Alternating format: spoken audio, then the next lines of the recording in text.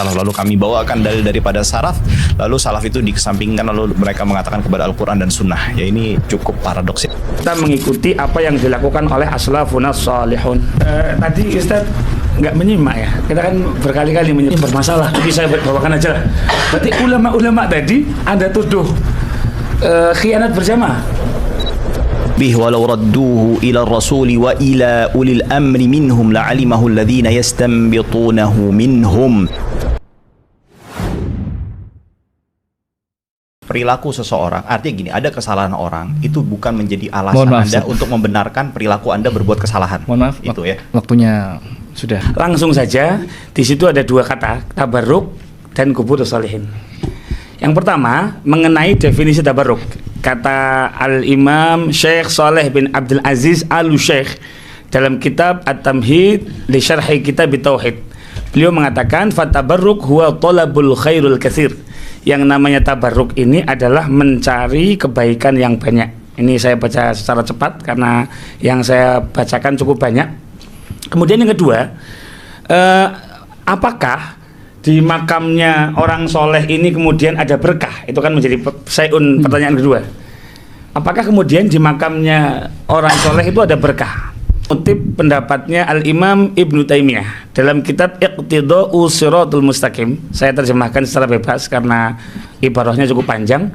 Beliau mengatakan bahwasanya karomah-karomah yang muncul di kuburnya orang-orang soleh, berupa hal-hal yang khawariqul adat, kemudian di situ ada nuzulil anwar, kemudian ada malaikat, ada yang malaikat menjaga dari syaitan, dari hewan dan sebagainya, kemudian mensyafaati orang-orang yang ada di sebelahnya, kemudian kita dianjurkan untuk berkubur di situ. Kata Ibn Taimiyah, itu adalah fajinsu hadza haqqun.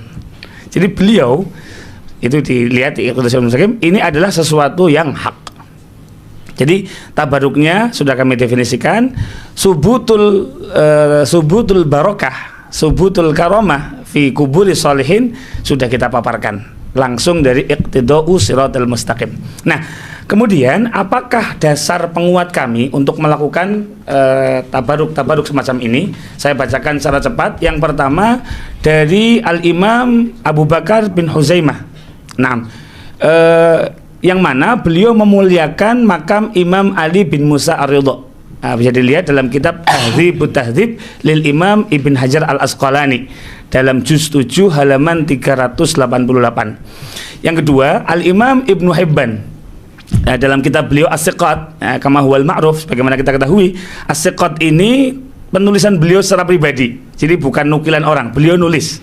Beliau di kitab As-Siqat itu melakukan eksperimen, bahkan qad jarabtu miraran, saya berkali-kali bertawasul di makamnya Imam Ali Ar-Ridha. Saya berdoa di sana, maka kemudian hajatku, kesulitanku dilepaskan oleh Allah Subhanahu wa taala. Itu yang kedua. Yang ketiga, kita bisa melihat dalam kitab Tahdzibut Tahdzib lagi juz 11 halaman 299, yaitu kisah tentang Imam Abu Ali Husain bin Ali An-Naisaburi. Beliau suatu hari, saya ceritakan secara singkat, dalam keadaan susah, tidur di malam hari, mimpi bertemu Rasulullah, untuk kemudian dikatakan oleh Nabi, ziarahlah ke makamnya Imam Yahya bin Yahya dan istighfarlah di sana, mintalah kepada Allah, berdoalah di sana. Maka di pagi harinya beliau berdoa dan hajat beliau diijabah oleh Allah Subhanahu wa taala. Kemudian Al-Imam Hasan bin Ibrahim Aba Ali Al-Khalal, beliau dalam kitab Tarikh Al-Baghdadi juz 1 halaman 442, beliau mengatakan bahwa setiap aku punya punya keinginan, maka aku qasattu qabra Musa, aku menuju ke makamnya Imam Musa bin Ja'far, dan saya tawasul di sana, maka hajat-hajatku dimudahkan oleh Allah, aku mudah untuk mendapatkan apa yang aku cintai. Itu bisa dilihat dari Tarikh Al-Baghdadi. Kemudian yang kelima, ada statement dari Al-Faqih Al-Muhaddis Abu Ishaq Ibrahim bin Ishaq Al-Harbi, mohon maaf, yang merupakan teman dekatnya Imam Ahmad bin Hambal. Beliau mengatakan tiryaqu ma'rufin, qabru ma'rufin at-tiryaqul mujarrab. Kuburan Ma'ruf Al-Karhi adalah obat yang mujarrab. Ini semua yang saya bacakan tadi adalah generasi salaful ummah. Nah, begitu juga ada dalam kitab Manaqibul Imam Ahmad bin Hambal yang disusun oleh Al-Imam Ibnul Jauzi yang kita hormati. Ada 2 riwayat di sana. Yang pertama dari Ummul Qati'i yang diceritakan bahwa beliau wafat, kemudian oleh keluarganya dimakamkan di sebelahnya kuburan Imam Ahmad bin Hambal. Maka suatu hari ada kerabatnya yang menanyakan dalam mimpinya, di mimpinya ketemu dengan Ummul Qati'i, bagaimana keadaanmu wahai Ummul Qati'i? Maka Ummul Qati'i mengatakan, terima kasih engkau telah menguburkanku, ini secara makna ya, engkau telah menguburkanku di sebelah kuburan orang yang setiap hari turun rahmat, dan rahmatnya menyebar ke semua yang ada di kuburan ini, dan aku termasuk yang mendapatkannya. Itu ada di Manaqibul Imam Ahmad bin Hambal, karya Imam Ibnul Jauzi. Kemudian yang kedua, tentang Abu Thahir Al-Jamal. Beliau suatu hari membaca surat dalam Al-Quran di kuburannya Imam Ahmad bin Hambal, ila qaulihi ta'ala wa faminhum syaqiyyu wa sa'id. Di antara mereka ada yang syaqi, celaka, di antara mereka ada yang beruntung. Beliau terhenyak sebentar, di sini terdiam, tiba-tiba terdengar suara bahwasanya alhamdulillah kami semua tidak ada yang celaka, kami semua orang yang beruntung. Kenapa? Karena bibarokati Ahmad ibn Hambal. Ini kata Imam Ibnul Jauzi. Kemudian atas semua riwayat-riwayat ini, Al-Imam Az-Zahabi, sekali lagi, Al-Imam Az-Zahabi yang merupakan murid langsung dari Al-Imam Ibnu Taimiyah, dalam Syiar A'lamin Nubala beliau mengatakan, wa du'a'u mustajabun inda kuburil anbiya wal auliya. Doa itu mustajab di sebelah kuburnya para nabi dan para wali. Ini yang kita sebutkan dari para ulama. Kemudian yang kedua, apakah sahabat juga melakukan seperti itu? Kita akan melihat pada riwayat Sayyidina Malik Ad-Dari, yang mana beliau menceritakan di zaman Sayyidina Umar Ibnul Khattab terjadi paceklik yang parah. Maka beliau mengatakan ada seseorang yang datang ke makam Nabi, nanti ketahuan namanya Sayyidina Bilal bin Haris. Beliau datang kemudian bertawasul, ya Rasulullah istasqillah li ummatik fa innahum qad halaku. Ya Rasulullah, mintalah hujan kepada Allah untuk umatmu karena mereka hampir binasa. Singkat cerita, kemudian dapat kabar gembira dan hujan pun turun. Riwayat ini terbentang dari mulai kitabnya Al-Musannaf Abi Bakar bin Abdullah bin Muhammad bin Abi Syaibah, ya. Beliau mengatakan juga dalam kitab Musannafnya, ini riwayatnya riwayat sahih, riwayat sahihah, bi isnadin sahih. Yang kedua ada juga dalam kitab Al-Isti'ab, karya Al-Imam Ibn Abdul Bar. Yang ketiga dalam kitab Dalailun Nubuwah, karya Al-Imamul Baihaqi. Yang keempat dalam Tarikh Ad-Dimishqi, karya Al-Imam Ibn Asyakir. Yang kelima dalam Al-Bidayah wal Nihayah, karya dari Al-Imam Ibn Katsir. Dan kelima, yang terakhir, yang keenam, mohon maaf, dalam kitab Fathul Bari bi Syarh Sahih Al-Bukhari, Imam Ibn Hajar mengatakan ini riwayatnya adalah isnad dan sahih. Nah, itu yang pertama. Yang kedua, ada riwayat dalam Musnad Ad-Darimi yang mana terjadi paceklik di zaman Nabi. Kemudian orang-orang datang ke rumah Ibunda Aisyah. Maka Ibunda Aisyah memerintahkan untuk membuat lubang di atas makamnya Nabi supaya langsung menembus ke langit. Singkat cerita, maka orang-orang pun melakukan, dan saat itu maka turunlah hujan. Ini ada di Musnad Ad-Darimi yang mana mu'alliqnya dikatakan warijaluhu siqat. Rijaluhu siqat, perawinya adalah orang-orang terpercaya. Kemudian yang ketiga, dalam kitab Al-Mughni, karya Al-Imam Ibnu Qudamah Al-Maqdisi, juz 3 halaman 490, beliau menceritakan tentang tawasulnya Ibunda Fatimah ketika sakit mata, tabaruknya Sayyidah Fatimah ke makamnya Nabi dengan debu yang ada di sana. Oke. Sakit mata ya. Yang keempat, Sayyidina Al-Imam Abu Ayyub Al-Ansari, sosok yang disinggahi Nabi ketika pertama kali hijrah, dalam kitab Al-Mustadrak lil Imam Hakim. Oke. Nanti Al-Imam Az-Zahabi mengatakan ini riwayatnya sahih. Ya. Apa beliau katakan? Singkat cerita, suatu hari ada seorang khalifah namanya Marwan datang ke makam Nabi. Kemudian di sana ada laki-laki yang mencium kubur Nabi. Setelah ditegur, kaget, ternyata yang mencium itu adalah Al-Imam As-Sahabi Abu Ayyub Al-Ansari. Maka ditegur, kamu ngapain begini? Maka kemudian Abu Ayyub Al-Ansari mengatakan, jitu Rasulullah walam a'til hajar. Saya datang ke Rasulullah dan saya bukan mendatangi batu, begitu. Kemudian yang kelima, dalam kitab Al-Muwatta, nomor hadis 249, Sayyidina Abdullah bin Umar memerintahkan orang untuk bertabaruk dengan satu wadi yang mana di situ ada 70 nabi mendapat kabar gembira. Singkat cerita, ketika menjelaskan hadis ini, Shahibut Tamhid, Al-Imam Ibnu Abdul Bar dalam syarah Muwatta'nya At-Tamhid ya, beliau mengatakan hadis ini adalah dalil diperbolehkannya mengambil berkah dengan tempat para nabi dan orang-orang soleh serta maqamatihim, kemudian masakinihim, tempat tinggal mereka. Nah, itu yang kita ambil dari sahabat. Begitu juga antara sahabat juga bertabaruk. Kita bisa melihat dalam kitab Al-Mustadrak li Sahihain. Di sana diceritakan Sayyidina Muhammad bin Talhah bin Ubaidillah itu diambil berkahnya oleh para sahabat. Oke. Yang kedua dalam Tahdzibul Asma wal Lughat karya Al-Imam Nawawi yang kita hormati bersama, kita baca kitabnya, ketika menceritakan tentang Sayyidina Hamzah, beliau mengatakan wa qabruhu masyhur yuzaru wa yatabarrak bih. Kemudian tabarruknya di makam Imam Talhah bin Ubaidillah juga dalam kitab yang sama. Tabarruk di makam Sayyidina Umar bin Abdul Aziz juga di dalam makam yang sama. Seperti itu. Itu yang bisa kita paparkan mengenai dalil-dalil orang-orang yang kemudian kenapa kita hari ini bertabaruk dengan kubur sholihin, karena kita mengikuti apa yang dilakukan oleh aslafuna sholihun. Dan kita memang tidak menafikan, Ustaz. Kita tidak menafikan banyak sekali atau mungkin beberapa ya, ada perilaku nyeleneh yang memang harus kita luruskan. Itu tugas kita bersama, tetapi tentunya kita harus mengingatkan dengan santun, bukan menjuluki kuburiyun, apalagi kafir-kafir seperti itu. Kita tidak menafikan ada orang-orang yang datang ke kuburan kemudian bersujud. Itu kami tidak setuju. Yang kedua, tawaf di kuburan yang sempat difitnahkan itu di Yaman gitu ya, padahal ternyata di India. علمية أن كل مزية أعطيها النبي صلى الله عليه وسلم فإن لأمته أنموذجا منها ما لم يدل دليل على الاختصاص.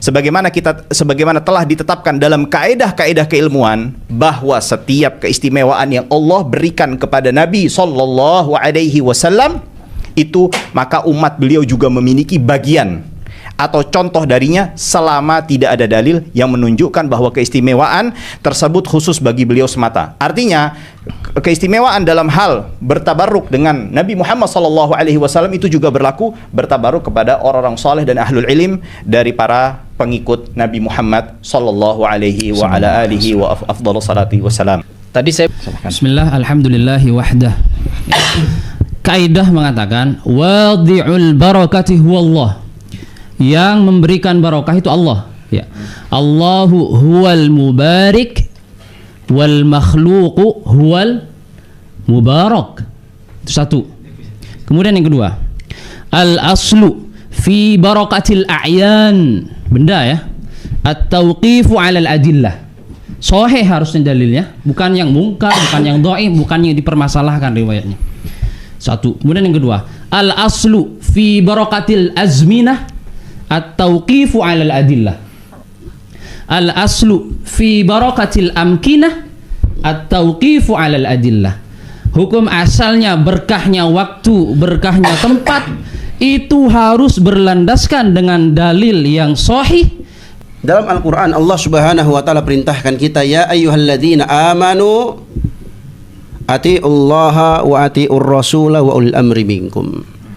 Fa in tanaza'tum fi syai'in, kalau kalian berselisih dalam satu perkara, farudduhu ilallahi war rasul, kembalikan kepada Allah dan Rasul. Apa maksudnya kembalikan kepada Allah dan Rasul? Sekarang kan kita berselisih nih, tabarruk di kuburan itu ada dalilnya enggak? Boleh apa enggak? Kalian bilang boleh, kami bilang enggak boleh. Berselisih kita. Apa perintah Allah? Farudduhu ilallahi war rasul, kembalikan kepada Allah dan Rasul. 7 riwayat disebutkan oleh Imam At-Tabari, kembalikan kepada Allah artinya kembalikan kepada Al-Quran, kembalikan kepada Rasul sallallahu alaihi wasallam artinya apa? Kembalikan kepada hadis yang sahih. 7 riwayat. 3 riwayat dari Mujahid. Saya cuma minta kita kembali kepada adab yang diperintahkan oleh Allah Subhanahu wa taala, karena kami dapatkan banyak dalil seperti sabda Nabi sallallahu alaihi wasallam ya, laknatullahi alal yahudi wan nasara ittakhadhu qubur anbiya'ihim masajid. laknat Allah atas orang-orang Yahudi dan Nasrani. Mereka menjadikan kuburan-kuburan para nabi mereka sebagai masjid, tempat sujud, tempat ibadah. Oke. Nabi SAW mengatakan apa? Ala fala tattakhidul qubur masajid fa inni anhaakum an dzalik. Jangan kalian jadikan kuburan-kuburan itu sebagai masjid, sebagai tempat sujud, tempat ibadah. Karena sesungguhnya aku larang kalian dari perkara itu. Aku larang kalian dari perkara itu. Itu kata Nabi. Sekarang saya minta kepada Gus Ajir dan kepada Ustadz Faris, tolong bawakan kepada saya satu dalil. Ya, kita sepakat keberkahan Nabi Muhammad SAW, para sahabat bertabaruk dengan tubuh Nabi, dengan rambutnya, dengan apa segala macam. Kita sepakat itu.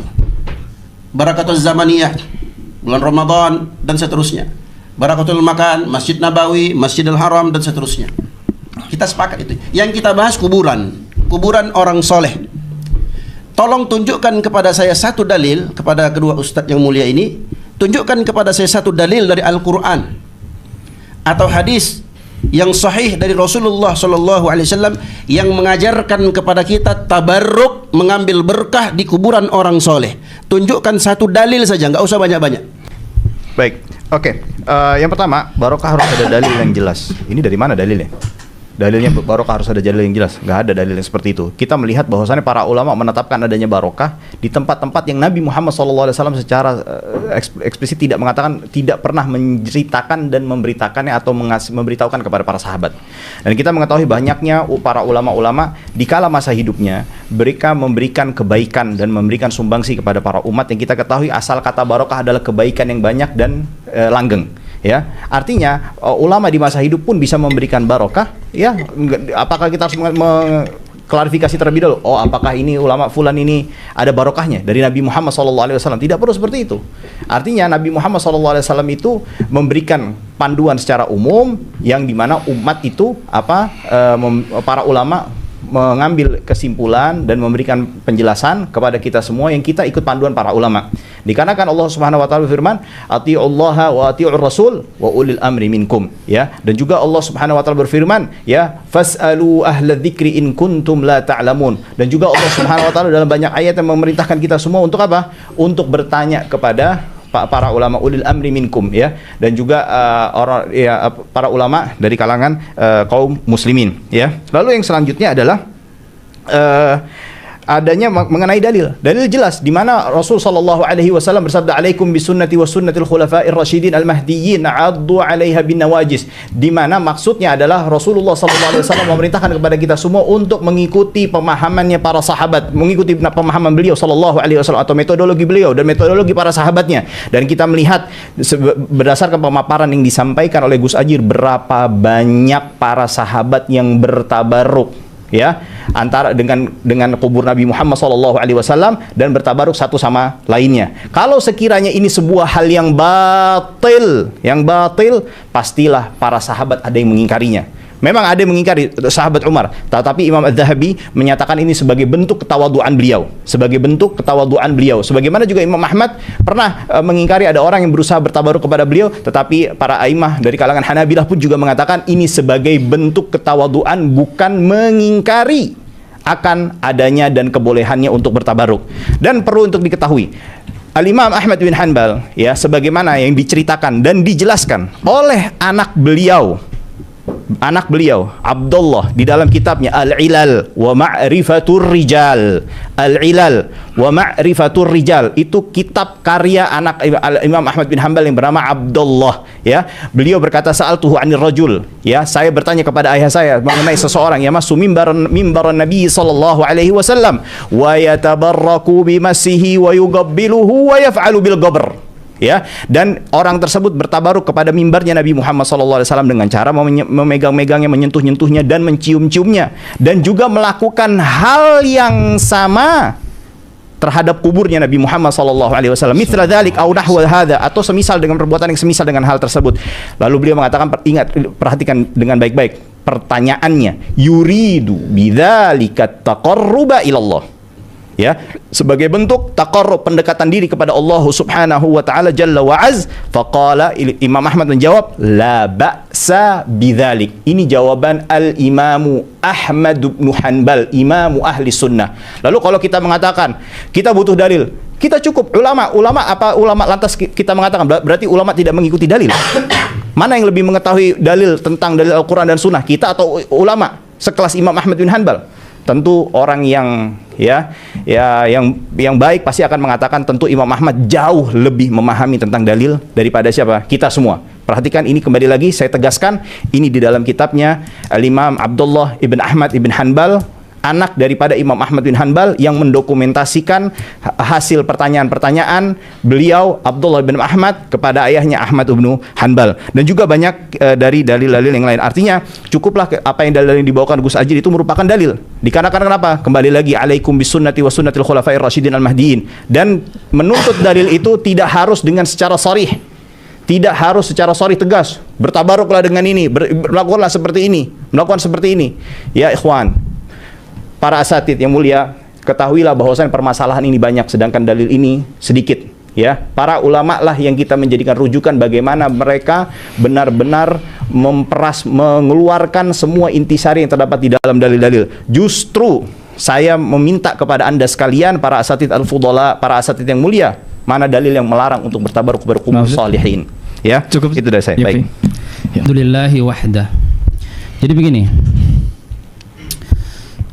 aqwalul ulama itu yustadallu la biha. Pendapat ulama itu bukan dalil, tapi harus bertumpu kepada dalil yang tidak diperselisihkan riwayatnya. Itu satu.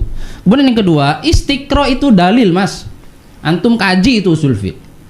Arkanul wudu, ya kan? Arkanul wudu. Kemudian isim fi'il huruf di kitab Jurmiyah itu berdasarkan apa mereka?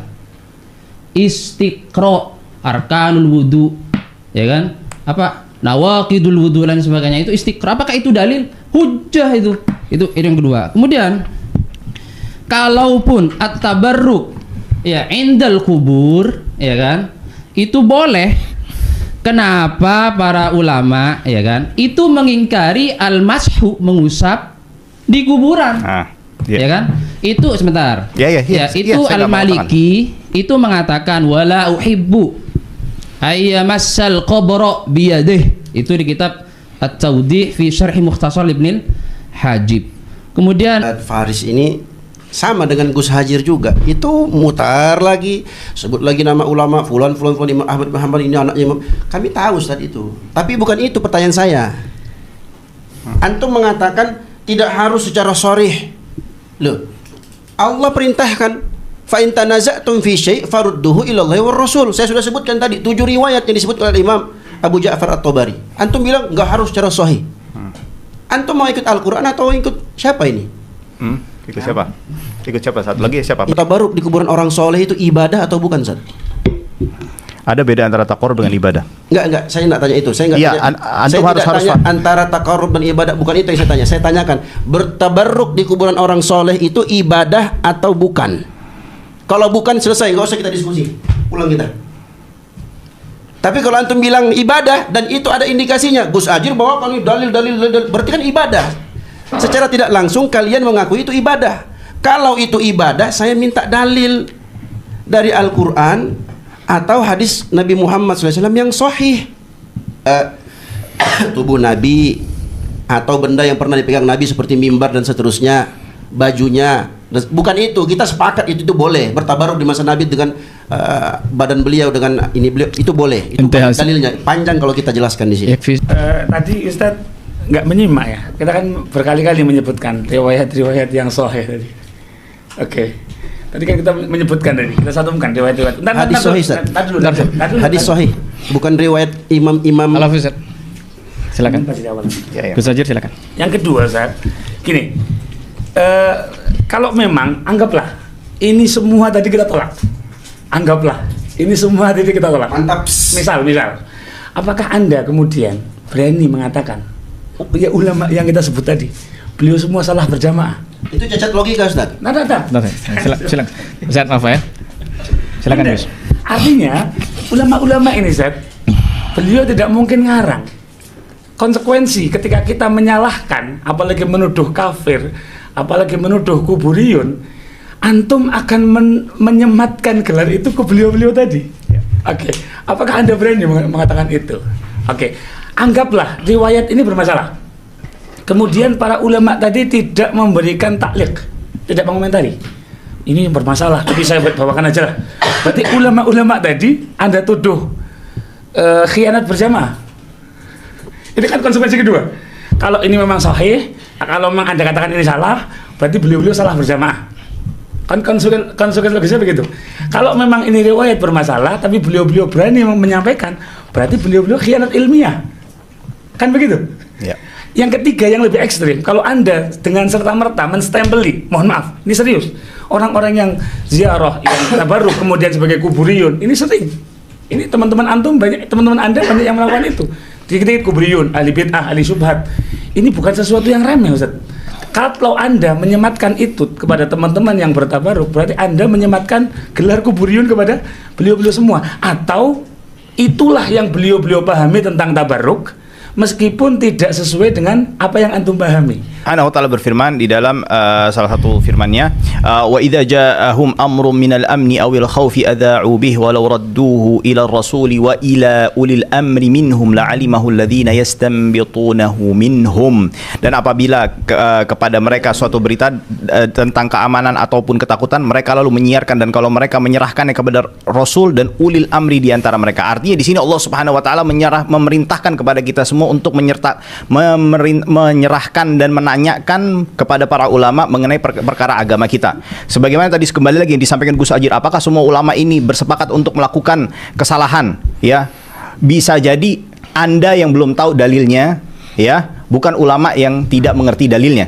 Mau menanggapi bahwasannya Imam Az-Zahabi di dalam kitab Mu'jamus Syuyukh, ya, Mu'jamus Syuyukh, di jilid 1 dari halaman 73 sampai 74, beliau membawakan riwayat dengan sanadnya An-Nafi' an Ibnu Umar annahu kana yakrahu massa qabrin Nabi sallallahu alaihi wasallam. Ibnu Umar memakruhkan untuk menyentuh kubur Nabi Muhammad sallallahu alaihi wasallam. Lalu beliau mengatakan, qultu kariha dzalika li annahu ra'ahu isa'ata adab.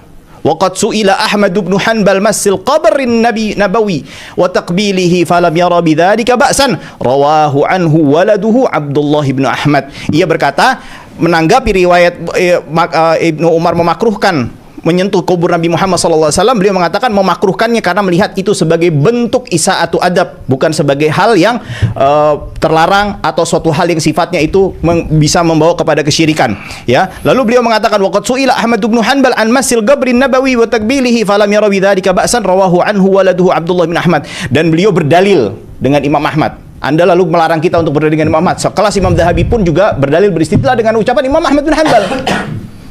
Hah? Lalu bagaimana?